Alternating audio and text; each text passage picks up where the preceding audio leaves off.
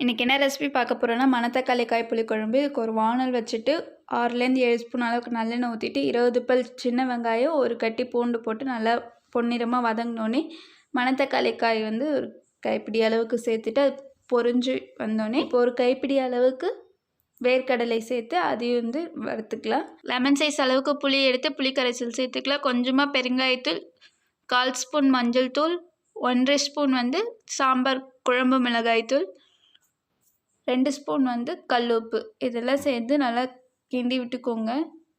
ஒரு 10 நிமிஷம் நல்லா கொதிக்கட்டோன்னே ஒரு மூடி போட்டு நல்லா எடுத்து ஒரு 20 மினிட்ஸ் நல்லா கொதிக்க விட்டுக்கோங்க. இப்போ நல்லா நமக்கு திக்காய் வந்திருக்கும்.